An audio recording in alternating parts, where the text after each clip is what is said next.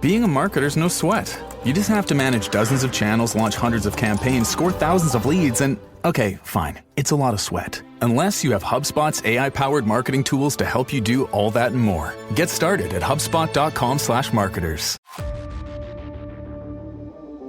This is the FPL Draft Zone, your fantasy team's best signing of the season.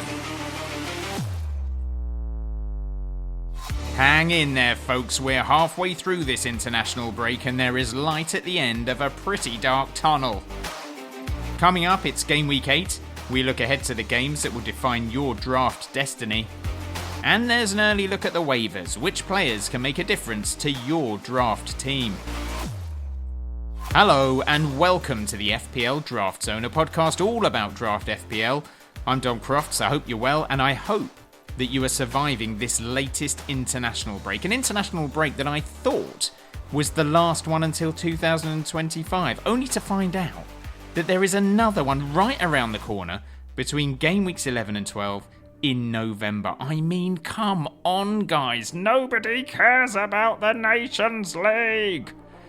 Anyway, that's for another day, I suppose, in the not too distant future. But this week, it's all about looking ahead to Game Week 8, which kicks off on Saturday, the 19th of October. So we're going to take a look at all those fixtures coming up, and we're going to try to work out which of the players on your waivers who might just be the difference between a good game week and a bad one. We're also going to take a deep dive into some underlying stats to help us decide who those players are. Plus, we've got the latest from our FPL Draft Zone draft leagues and listener questions.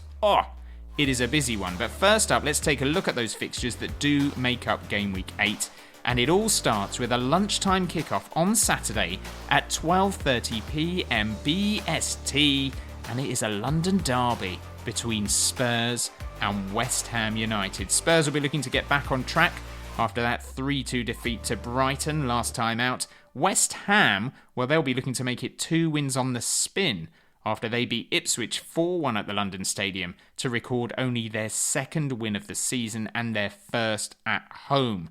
West Ham actually won this fixture last season 2-1 thanks to goals from Jared Bowen and James Ward-Prowse. Ward-Prowse certainly won't be scoring for them next weekend, but Spurs have got a good home record in general against the Hammers. They've won 3 of their most recent meetings and drawn the other. And if Heung-min Son is fit to play, expect a return from him because he has scored 4 goals in his last 5 games at home to West Ham. It's Fulham against Aston Villa at Craven Cottage, 2 teams who have started the season very well. Fulham are currently 8th and a win off the Champions League places, by the way, whereas Aston Villa are 5th. It was an Ollie Watkins masterclass in this fixture last season as he scored twice in a 2-1 win. He's got 4 in his last 4 against Fulham in the league. And since Villa returned to the top flight in 2019, Fulham have actually only beaten them once and lost every other game. They've not even managed a draw. It's Ipswich against Everton at Portman Road. Both sides will view this as a very winnable fixture, but Ipswich will have to perform a lot better than they did against West Ham if they're going to get anything out of this. Everton are unbeaten in their last 3 now, having lost their opening 4, and they'll be hoping Jared Branthwaite returns to strengthen their backline for this one. It's Manchester United against Brentford at Old Trafford. United look like a team in total disarray, but they did manage to grind out a 0-0 draw at Villa in Game Week 7. Their defence has been hit by injuries since then, though, with Mazraoui and Maguire now unavailable, and they were already without the likes of Luke Shaw, Lenny Yoro and Malacia. As for Brentford, well, only Manchester City, Arsenal, Chelsea and Spurs have scored more goals than them so far in the top flight, which does not bode well for Manchester United, I think you'll agree. But having said that, only 4 teams have conceded more goals than Brentford, so this does promise to be a game full of goals, and that is saying something because Manchester United appear to have forgotten how to score goals, just 5 all season so far. United's home record against Brentford is crazy good. They've won every game at Old Trafford since the Bees were promoted, and they have not lost to them in Manchester since, get this, 1937. In fact, since Brentford have been promoted, they've only beaten United once, although that did turn out to be quite the battering for United. They lost 4-0 back in 2022. It's Newcastle United against Brighton at St James's Park, and considering how difficult it is to go to the North East and get a result, Brighton's record there is actually unbelievably good. In their last 7 trips, they've only lost twice, winning 1 and drawing 4 times. And in the 14 games these two have played each other since they were both in the top flight at either ground, Brighton have ended up winning 5 and drawing 7, losing just those 2 games. So that bodes very well for the Seagulls in this one. It's a relegation 6-pointer at St Mary's as Southampton play Leicester City. These two sides are looking to avoid an immediate return to the Championship, and last season it was all about Leicester schooling the Saints. They won 5-0 and 4-1 under Enzo Maresca, with Mavididi, Vardy and Didi and Fatawu all having a field day. Leicester also won 9-0 against the Saints as recently as 2019 at St Mary's. Then in the early evening kickoff, it is Bournemouth against Arsenal. Arsenal have won on their last 2 trips to the Vitality, winning 4-0 last season with Saka, Havertz and Ødegaard all on target. Ødegaard actually has 3 in his last 2 games at the home of the Cherries, so Iraola will be hoping he is still absent for the Gunners.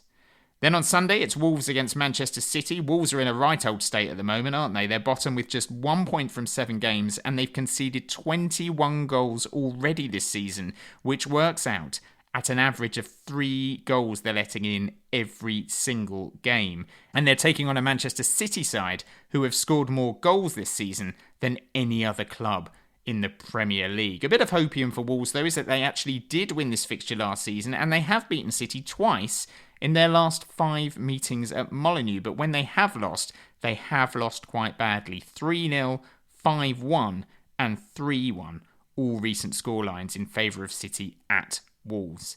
Sunday afternoon sees Liverpool take on Chelsea, a first real test of the campaign for Liverpool, who have had a pretty kind start in terms of fixtures. So too have Chelsea, to be fair, outside of that opener against Manchester City, which they lost. Liverpool won this one 4-1 last season, thanks to goals from Jota, Bradley, Szoboszlai and Diaz. But in general, Chelsea's record at Anfield has been pretty good of late. Before that defeat, they hadn't lost in their previous 3 visits to Merseyside. Then on Monday night, wrapping up the weekend, it's Nottingham Forest against Crystal Palace. Forest have started the season well, only 1 defeat for them so far in their first 7 games, and that includes games against the likes of Liverpool and Chelsea. Palace, on the other hand, have been turgid. 18th in the league, 0 wins, 3 draws, and very, very little for their fans to get excited about. They've also not beaten Nottingham Forest in any competition, home or away, since 2011. Not boding well for Oliver Glasner and owners of the likes of Mateta, Eze and Nketiah. So those are the fixtures that are going to define your game week. But who are the players who might be available on your waivers who could help secure you big points or big wins? It's time for Waiver Wants. The FPL Draft Zone. Waiver Wants. So as usual, we'll go through fixture by fixture, and that means that this week we are starting with Spurs against West Ham United. And the first thing to say here is that despite keeping only 2 clean sheets so far this season, Spurs actually have the 3rd best defence in the league in terms of expected goals conceded. That's according to statistics taken from understat.com.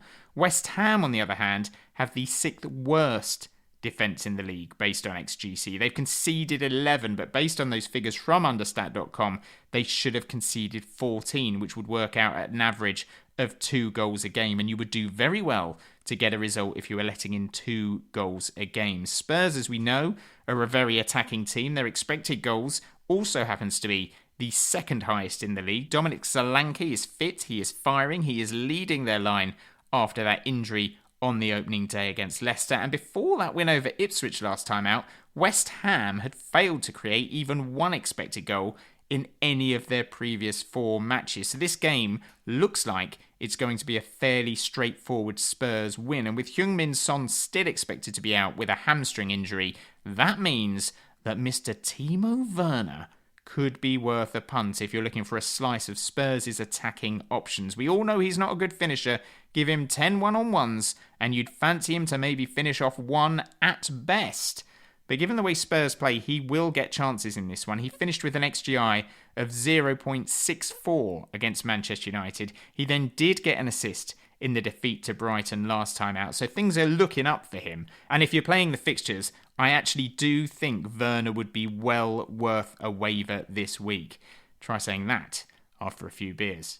Spurs also play Palace next, and then they have Ipswich in game week 11. Son may well be back by then, but as a short-term pickup with a high upside, Werner is definitely someone who is on my radar. Obviously, if Brennan Johnson, Kulusevski, or even Dom Solanke are free in your league, prioritise them, but I am assuming they aren't, and that makes Werner the next best thing. And given West Ham's lack of attacking output prior to that Ipswich game, I actually think Spurs have a pretty good chance of keeping a clean sheet in this one as well. Julian Lopetegui sides are not known for their attacking output, and during his time at Wolves, they had the league's lowest XG tally, and they created the fewest big chances. And outside of that Ipswich game, it does look like a very similar story happening at West Ham. So if any of the Spurs backline are available on your waivers, I would be looking to get them in as well. At Craven Cottage, it's Fulham against Aston Villa. These two sides are actually very similar in terms of their underlying stats. Solid defensive numbers on both teams, solid attacking numbers as well. Fulham actually edge Villa in both categories, and they have a striker in form in Raul Jimenez. So much so that he will be playing for his national side this week in their game against the United States of America. That match for Mexico takes place at 3:30 a.m. on Wednesday morning. So he should be okay to play in this one, but he may not get the full 90 minutes due to those international commitments. And that means Rodrigo Muniz may be able to get a few minutes again, as he did in Fulham's defeat to Manchester City when he came off the bench and he scored. And I know it's Jimenez's shirt right now, but I do think those two strikers will share minutes over the course of the season. So if either are available on your waivers, snap them up. Adama Traore looked electric against City, but as usual, he couldn't finish. He's got a goal and 2 assists in his 7 games so far, but he did fail to return against Pep Guardiola's side, despite an expected goals figure of 1.29. Pep did give him a little pep talk at the final whistle, so maybe whatever he said will unlock Traore's finishing ability at last. He is probably worth a waiver again this week if he's free. He'll be up against Matty Cash at right back, who has only just returned from a hamstring injury, and that hamstring will be tested by Traore. But such has been Fulham's attacking start to the season, any of Adama, Iwobi, Andreas, or even Reece Nelson could be worth a waiver this week, depending on the size of your league. Nelson is pushing for a start based on his return so far. He's got a goal and an assist in just 76 minutes of Premier League football. As for Villa, they have Bournemouth next, which may reap some defensive returns, but after that it's Spurs away and Liverpool away. So I would be looking more at their attacking potential long term than their defensive picks. Obviously the likes of Watkins and Rodgers will be taken, but Jadon Philogene nearly won it for Villa late on against United. He could start again. He was excellent as well against Bayern Munich in the Champions League, and Jacob Ramsey appears to be injured again, which helps his cause. And if Leon Bailey is still free following his recent injury, picking him up is a no-brainer. It's Ipswich against Everton at Portman Road. I actually thought Ipswich would do okay this season, but that 4-1 defeat last time out to West Ham does not bode well. I quite like West Ham, but I do think they have appointed a dud in Lopetegui, and I don't think they're going to have a good season. And yet, they scored 4 goals against Ipswich. So based on that, I fully expect Everton to win this one, and that means they may well have a few assets worth picking up. Remember, they are unbeaten in 3 now, and their run of fixtures is still pretty good for a while yet. After Ipswich, it's Fulham at home, then it's Southampton away, West Ham away, and Brentford at home. So 3 teams who are conceding a lot of chances and a lot of goals for fun. Dominic Calvert-Lewin and Ilian Ndiaye are the obvious routes into that Everton front line. Dwight McNeil will surely be taken by now, but a word for Jack Harrison, who may well be the most available of that quartet. He's been inconsistent this season. A lot of Everton fans don't exactly love him, but he did change the game when he came on at half-time against Crystal Palace. He got an assist in that one as Everton turned the game around. He then got 67 minutes in the ball draw with Newcastle, and I think there's every chance he's going to be involved in anything Everton managed to do well against Ipswich, because across his Premier League career, his best returns have always been against those so-called lesser teams. He scored the most goals he's ever scored, 3 goals, against the likes of West Ham, Wolves and Burnley, and his best assists record is against West Ham, Burnley, Leicester and Southampton. So this is very much the sort of game that Jack Harrison tends to return in. It's Manchester United against Brentford at Old Trafford, and as we said earlier, given both sides' defensive records, this one promises to have a lot of goals in it. United have a bit of a defensive crisis right now, with Mazraoui and Maguire added to a long list of absentees at the back. They're probably going to have to line up with Johnny Evans in the centre of their defence, with Dalot on the right, Martinez on the left, and De Ligt alongside Evans in the middle. Let's not forget that Ten Hag dropped both Martinez and De Ligt last time out, so who knows how they're going to be feeling mentally right now. Luke Shaw is expected to return sooner rather than later, and opening Frosting 2592 on Reddit, catchy, asked if now is the time to grab him. I think it's not an awful move if you think Ten Hag will get sacked soon, but I don't think there's any rush to get Luke Shaw in. He's unlikely to start this week. He's unlikely to start for the next few weeks. And defensively, as we've already said, United have been rubbish. They have the 7th worst defence in the league based on underlying stats, and that comes hot on the heels of a season where they had the 6th worst defence over 38 games based on their XGC. So personally, I think there will be better options out there than Luke Shaw. As for Brentford, they will definitely fancy their chances of getting at that backline, and while Mbeumo will be taken in your league, the likes of Kevin Schade and Keane Lewis Potter would be decent punts. Schade only has 1 assist to his name so far, but he is lightning fast, and, you know, Johnny Evans. And Lewis Potter has been low-key excellent this season for the Bees. He started the last 4 now, and in that time, he's got 2 assists. As for United, we'll talk about one of their assets in trade targets a little later, but in their 3 games away from the G-Tech, Brentford have given up 8.16 XG. They've conceded 7, so they're doing slightly better than where they should be, but they do not seem to travel well, and I do think there are certainly going to be goals in this game for both sides. Garnacho is currently flagged with a knee injury, so Amad Diallo would be the most obvious route into United's attack. On to Newcastle and Brighton, another game where there should be a fair few goals. Newcastle will be hoping one or both of Alexander Isak and Callum Wilson will return. They're both currently flagged as 50% doubts. If they are still out, Anthony Gordon will lead the line again, and that will mean Jacob Murphy will play on the right. He's got 2 assists so far, and he is likely to be up against Purvis Estupinan, who was benched for the game against Spurs but came on at half-time and helped to turn the match in Brighton's favour. And if he does start, he will push on and he will leave a lot of space for Murphy to exploit.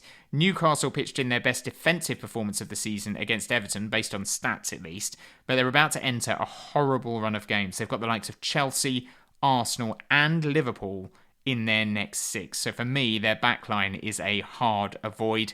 As for Brighton, their attacking options will likely be taken. There is all sorts of rotation risks on their wings as well. But if Georgina Rutter is available after picking up a goal and an assist in that win over Tottenham, he seems to have nailed down that number 10 position in the absence of João Pedro. He's worth a waiver. Outside of him and the other obvious candidates, you're really scratching around for Brighton coverage. But Jack Hinchelwood has been an ever-present so far this season, and he has already got 1 goal to his name. And Solly March has been training since before this international break, so he will be very close to a return as well.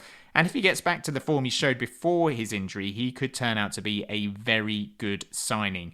He was pushing for a place in the England squad under De Zerbi with 6 goals and 10 assists in the 2022-2023 season, and he got 3 goals and 1 assist in just 555 minutes of action last year, which works out as a return roughly every 138 minutes. And although Brighton's run is pretty grim in the near future, they have got Wolves at home next. So if you want to bring him in the hope he gets minutes this weekend and then starts against Wolves, that might not be the worst play.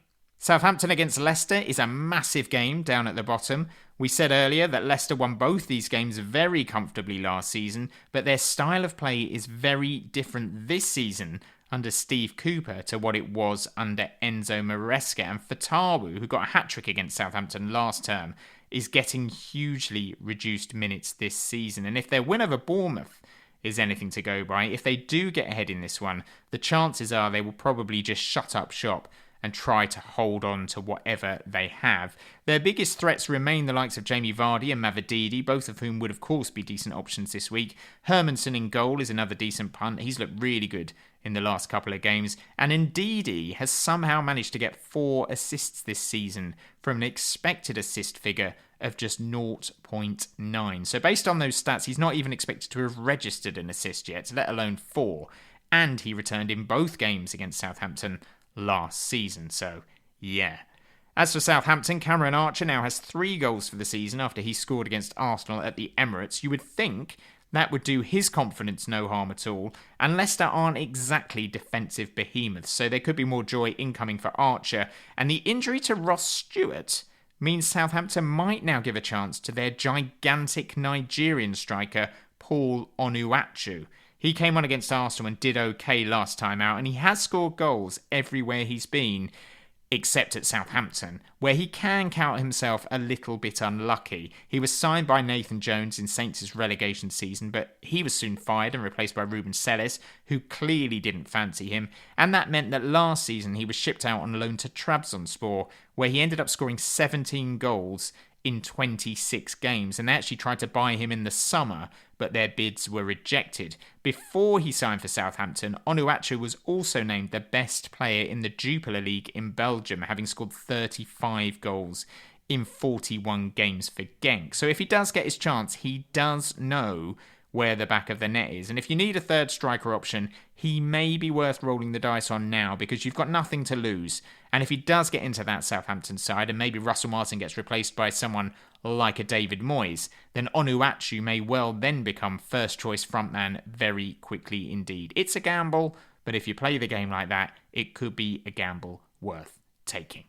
Right, Bournemouth against Arsenal. At the time of recording, we do not know what is happening with Bukayo Saka. He limped off injured for England against Greece. He returned to his club.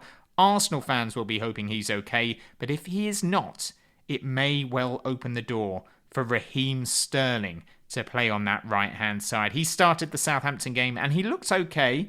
It was his mistake that gave Southampton the lead, and crucially, he did not get up and chase back after he lost the ball, which I'm sure would not have gone down well with Mikel Arteta, but hopefully he will have learnt from that. And if the Saka injury is going to keep him out of this game, Sterling would be a good 1 week punt, possibly longer, depending on the severity of that injury. The other less likely option would be to bring in Ethan Nwaneri on the right, but he's more of a Martin Ødegaard replacement than a Saka replacement, so I do think Arteta will go with Sterling. Either way, it's worth keeping an eye on developments with Saka and making a call on it if you think he's going to miss out. I don't think you're going to get much from Arteta. He's not going to tell us either way.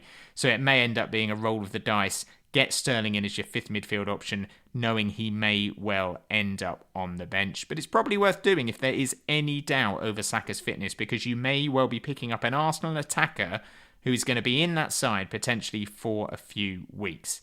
Martin Ødegaard looks like he's going to miss out on this game according to his injury status on FPL. He has no return date listed. Arsenal have closed the shop on any rumours about when he's going to return. I'm sure Arsenal fans will be hoping he will be available for their next fixture after Bournemouth, which is Liverpool. If he is, he's going to have to be involved in this one and get some minutes off the bench. I'm not sure he will, so one to watch, I would say. And there's also some doubts over Kai Havertz for this one because he pulled out of the Germany squad for the international break with a knee injury. It does not sound too serious, but if there is any truth to it, suddenly Arsenal may well be lining up for this one without any of Ødegaard, Havertz or Saka, which would be a disaster, but it would mean there is suddenly a chance of redemption for Jesus. Gabriel Jesus. So Arsenal are a watch and wait, see if we get any clue as to those injury doubts and react accordingly, but certainly Sterling right now represents the best chance of picking up a potential playing attacker for the Gunners. As for Bournemouth, they're coming up against an Arsenal side who tend not to concede many goals away from home, so they are an avoid for me for this week. And then it's Villa away and City at home, so another avoid. Yeah, definitely another avoid. On Sunday, it's Wolves against Manchester City. It's hard to back Wolves to get anything other than a shellacking in this one, but outside of Cunha, Aït-Nouri's numbers are good. He's created the second best XGI of anyone in the Wolves team, but in reality, they may well concede about 6 goals to City. So even if you have Aït-Nouri, I would be tempted to bench him for this one. As for City, key assets will be taken, but if you want a Kovacic or a Grealish, I can understand why. Kovacic is the man that's replaced the injured Rodri. He's been very good this season already. He's got 3 goals and 1 assist in 7 games, which you would absolutely take all day long. And owners of Rodri last year had a nice little asset who would just tick along. He ended up with 8 goals and 10 assists last season, and if Kovacic keeps up his current form, he will beat that and end up with around 20 returns for the season. I mean, let's be honest, that won't happen. But he is a route into the Champions' midfield. He will start every week, and like Rodri, I think he will now start to produce returns at enough of a pace to justify owning him. I should say, though, that he is massively outperforming his XG and his XA stats right now, which both stand at less than 1, and his XGI is 1.4, so he's more than doubling his expected returns right now. But having said that, Rodri did exactly the same last year. Those 8 goals he got came from an XG of just 3.99, and his 18 returns came from an XGI of just over 10. So he massively overperformed as well. And who's to say Kovacic will not continue doing the same? Chubsy, yeah, you heard, Chubsy, got in touch on Reddit asking if he should switch Kovacic in for an Eze or a Rodgers. I would not do that, personally. I think both Eze and Rodgers are players with a far higher upside than Kovacic, and I'm sure they will finish with more points than him over the course of the season. But if you have a rotating fifth midfielder and you're struggling to land in the points with them, Kovacic would represent a longer-term asset with a reasonable upside. The second game on Sunday is Liverpool against Chelsea. Kelleher is the obvious standout pick for Liverpool in this one, with the news that Alisson is out for a few weeks. Outside of that, it's tricky to know who Arne Slot is going to play in this one. Gakpo looked good against Palace. It's between him, Jota, Nunez and Diaz to win those 2 other attacking slots alongside Salah. Purple Self 9702, another catchy one, thanks guys. He asked us to pick between Darwin and Gakpo.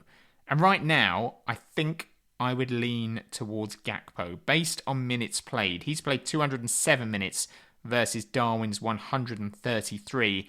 And also, Gakpo is a bit more versatile, isn't he, in terms of positioning? So he can slot in on the left or he can play up top if required, whereas Darwin is a striker and nothing else. So I would go for Gakpo out of those 2. Alexis McAllister played in the 10 against Palace but limped off injured. He then eased any worries by saying he just felt a bit of discomfort, and he has joined up with the Argentina squad for games against Venezuela and Bolivia.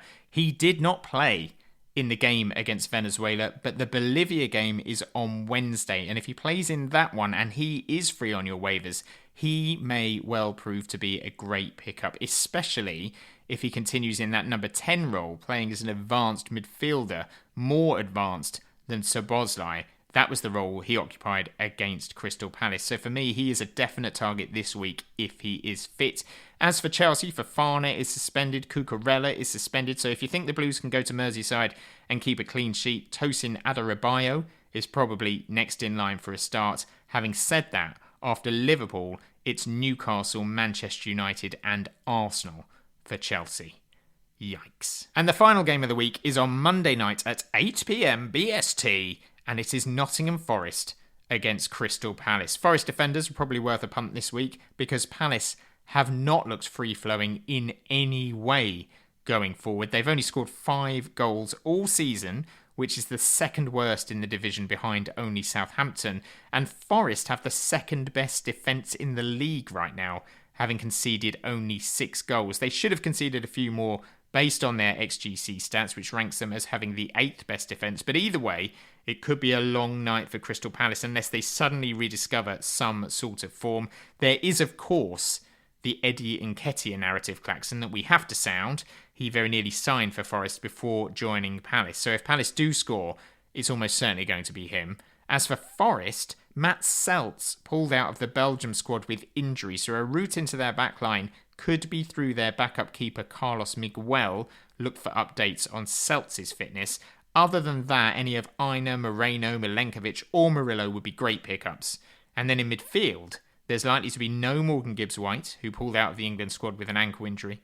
James Ward-Prowse is suspended, having got sent off against Chelsea. So Nuno has options. He may opt to go 2 up front, as he did in their last home game with Fulham, and that would mean a start for Awoniyi. Or, and I think this is what's going to happen, I think he might play Jota Silva in the Gibbs-White role. And if he does, I think Jota Silva would be a fantastic pickup this week. He's had limited minutes so far for Forest, but he has looked really good when he's played. He could easily have scored a very late winner against Chelsea in the last game, and he's coming off a 15-goal, 7-assist season in Portugal. So if and when he does break into this Forest team, I really think he could prove to be dynamite. And this might be the week where he really announces himself. So get on him while you can, because if Gibbs-White is out long term, Silva could well be the man to replace him going forward. We actually had a listener question from Snail Trooper on Reddit asking whether they should drop Szoboszlai for Gibbs-White. And for now, I would say hold on to Szoboszlai until we know more about Gibbs-White's injury and also McAllister's availability for Liverpool, because if all are fit, I would be tempted by Gibbs-White, but I'm not sure that is going to be the case come next weekend. So those are some waiver wants for this week. Among them, Kelleher at Liverpool, Werner for Spurs against West Ham, Philogene for Villa at Fulham, Lewis Potter or Amad Diallo, depending on who you fancy out of United and Brentford. Solly March, if you want to get in early on a potentially explosive Brighton asset. Sterling, if the Saka news is not good for the Gunners. Kovacic, if you think he can replicate Rodri's form from last season, and signs suggest he can. Alexis McAllister, if he continues in that number 10 role for Liverpool, could be a great pickup. Carlos Miguel for Forest, if Matt Sells is injured. And Jota Silva, if Gibbs-White is out for an extended period of time. Okay, time now for a quick look at some potential trade options. The FPL Draft Zone. Trade targets. And as always, it's a case of trying to grab proven talents when they are at their lowest ebb and owners might be losing faith. So a few names for you to consider. First up, Bruno Fernandes, sent off against Spurs, sent off against FC Porto, playing in a terrible Manchester United team who cannot score goals. But surely to God, surely at some point, Erik ten Hag is going to be put out of his misery and sacked. And when he does get sacked, all of those United assets could be on the up. And Fernandes is, of course, the pick of the bunch. Even in this United team, this terrible United team, he could have got a couple of goals and a couple of assists in 7 games had things fallen a little bit closer to his projected XGI. And United are about to go on a dreamy run as well, which, by the way, would be a brilliant time to ease in a new manager. After leaky Brentford, who, remember, have conceded the 5th most goals in the league so far, it's West Ham away, Chelsea at home, Leicester at home, Ipswich away, and Everton at home. So Fernandes is surely going to profit from some of those games. And yet, owners right now may be open to a trade. So if you reckon the wheels are turning at Old Trafford and change is imminent, make that move now and try to secure Fernandes before he gets back to the sort of returns we all know he's capable of getting, because when he does, that window of opportunity to sign him will be gone. This week is also probably the last week you can test the water for a Martin Ødegaard trade. He's likely to be back sooner rather than later, but maybe owners of the Norwegian could be tempted by a swap for a Jared Bowen or similar. In the long term, a route to owning the Arsenal captain is a route you should probably go down if you can. And James Maddison's underlying stats are actually surprisingly good, so it might be worth approaching managers who own him and haven't actually registered that just yet. He's currently got the 6th highest XGI in the entire game, behind only Erling Haaland, Cole Palmer, Mo Salah, Bukayo Saka, and Nico Jackson. He's also got 2 goals and 3 assists in 7 games, which is a great return. And Spurs are a super attacking team, so he will always be there or thereabouts when it comes to picking up points. And their next run of fixtures is good as well. After West Ham, they have the likes of Palace, Ipswich, Fulham and Bournemouth in their next 6, although they also have Manchester City away. And one player I would not normally suggest, but whose value is probably so low right now that owners might be open to a trade that favours you is Mr. Kevin De Bruyne. Because you can sell the rotation risk to them. He's not guaranteed starts. You can sell his injury record to them. He's always injured. Just 1,219 minutes last season. That works out to about 13 and a half games. And you can flag that he's being heavily linked with a move to Saudi Arabia, and you can even suggest that move might be fast-tracked for January.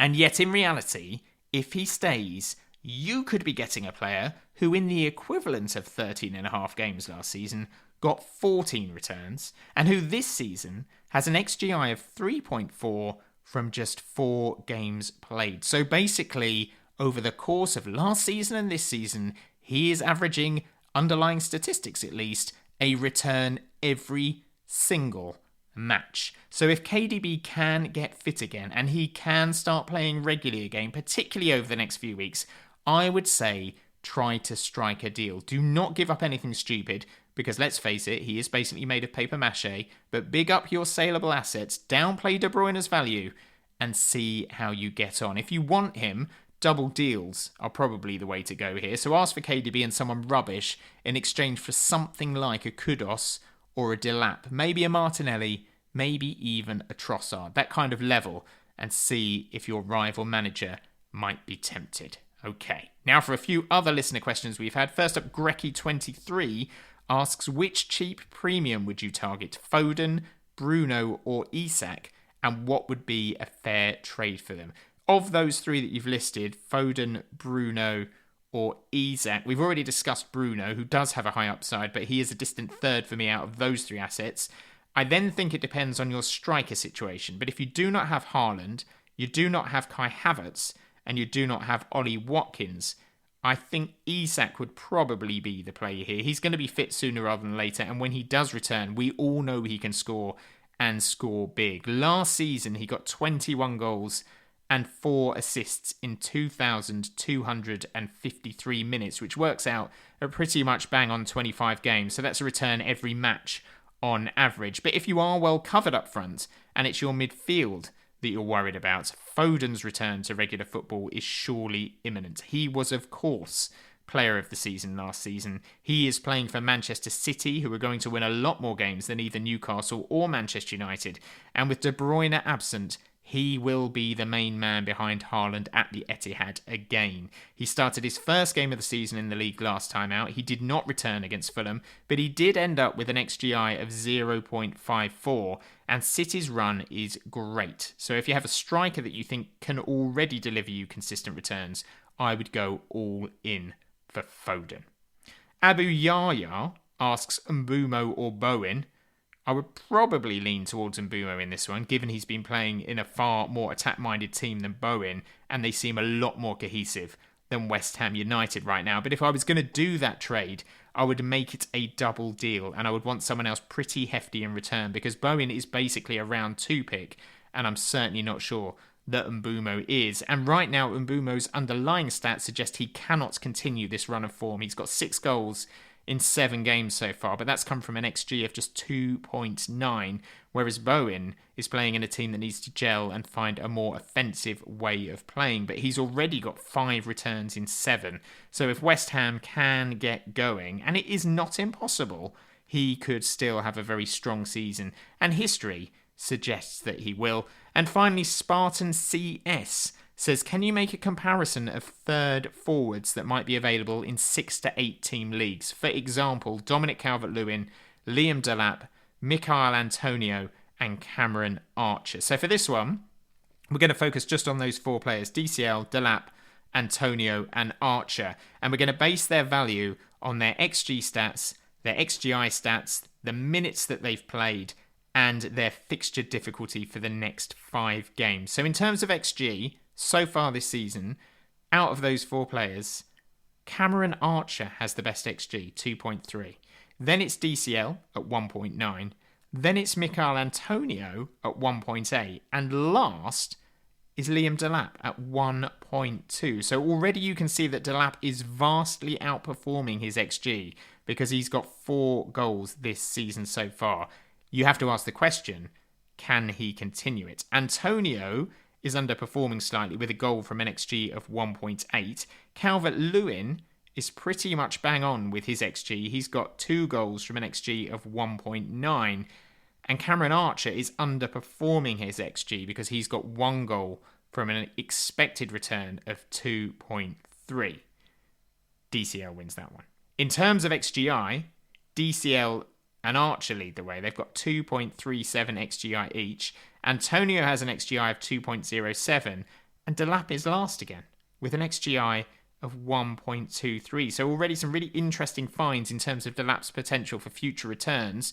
As for minutes played, Calvert-Lewin leads the way again. 593 minutes of game time. Delap is second with 537 minutes. Antonio has 427 minutes under his belt. And then up last on this one is Cameron Archer with just 278 minutes of Premier League football. So now if you take their XGI and their minutes played, DCL is averaging a return, or a potential return at least, just under every 3 games. Delap's statistics suggest a return every 6 games. Antonio is averaging an expected return every 2 games. And Archer is actually topping this one, averaging a return in 2 of every 3 matches that he plays. But of course, they have to be on the pitch to earn those points. And of course, they have to take those chances, which right now Cameron Archer has not done, with 1 goal from an XG of 2.3. And finally, the fixture ticker. Calvert-Lewin's next 5 look good. Ipswich away, Fulham at home, Southampton away, West Ham away, and Brentford at home. I would say that's 5 good fixtures. Liam Delap's next 5. Everton at home, Brentford away, Leicester at home, and then Spurs away and Manchester United at home. So that's 3, I would say 3 good games out of 5 for Delap. Antonio's next 5 are disgusting. Spurs away, Man United at home, Forest away, Everton at home, and Newcastle away. So I'd say Everton at home is the only fixture there that's worth getting excited about. And Cameron Archer's next 5, Leicester at home, Man City away, Everton at home, Wolves away, and Liverpool at home. So 3 good fixtures there for Archer and the Saints. So Calvert-Lewin, in my opinion, he's got the best fixtures. Then probably Delap and Archer on a par with each other, and Antonio has the toughest game. So based on all those statistics, I think it's very clear to me that I would go Dominic Calvert-Lewin first. He ranks 2nd for XG, and he seems to be taking his big chances when they come, unlike his rivals. He's top for XGI, he's top for minutes played, which is a very undervalued statistic in draft, and he has the best fixtures. So if all those players were free on your waivers and you wanted to pick up a reliable 3rd striker option, DCL is your man. Now, before we go, it's time for a little update on something we like to call the FPL Draft Zone Draft Leagues, which are in their inaugural season. There are 3 head-to-head leagues, and they are proving to be super competitive. In League 1, top of the league right now is Hawk Twan Zabi, managed by Joe Ryan, who has 15 points from a possible 21. He has lost his last 2, though. Making up the top 4 in League 1 are Hakuna Mateta, managed by Simon Sang, Tyler Kellers, Pickleball FC, and Earth Wyndham Maguire, managed by Thomas Helliso. So if the season finished today, those 4 teams would be promoted to the Championship, where they would replace Jan Sandstad's SL Bierson, Upper Shak Prakapati's Gakpo Hive, Gabriel Blythe House's Hawk Chouameni, and Liam Smith's Shoulders, Knees and Tony, whose side incidentally were top at the last international break. Top now are Mount United, with Louis Tams Calafiori dreaming, Corey Judd's the Skirtle Squad, and BK and Vencer Ramos on course for promotion. And heading down from the Premier League into the Championship right now, it's Richard Ellinger's Pulling Up Trees, Pancho Palomo's Panchester Rovers, Adebayor Chakwu Kadibai's Sure Thing, and Colm Kiley's Koroibar Stars. And at the top of the FPL Draft Zone Premier League, and on course to become our first ever champion, is Odin Urkedal Glatvets, a Chile draft. He has won 6 of his 7 games so far. He is 3 points clear of Paul Dunn's My Name Is My Name, Oliver Brown's The Elf Army, and George Stathopoulos's Let's Roll. So well done to all managers taking part, and do not worry if you're at the wrong end of the table right now, because it is tight down there, and there is a lot of football still to be played. Right, that is it for today. Game Week 8 starts on Saturday the 19th of October at 12:30pm BST with a game between Spurs and West Ham United. The deadline for your waivers is the day before, Friday the 18th of October at 11am BST. I am actually away for the next couple of weeks. I almost definitely will not be able to do much podding after Game Week 8, but I will try my best to get something out for Game Week 9. And in the meantime, I will be around to answer any conundrums or quandaries that you have on X, or to a lesser degree, on Instagram. Our handle on both is at FPL Draft Zone. Do not forget to subscribe to the pod if you haven't already. We are on every pod platform you can think of now, and we're also putting out our audio on YouTube as well. If you listen to us on Apple Podcasts, it would be great if you could leave a 5-star review. That would really help with us getting more listeners, and some kind words on Spotify would not go amiss either if that is your podcast platform of choice. But that is it for this week.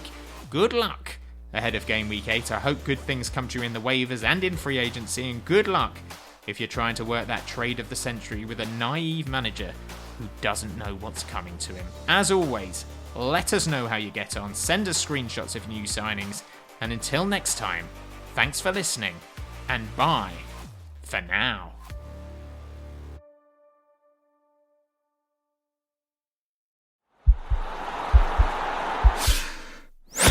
This podcast is part of the Sports Social Podcast Network.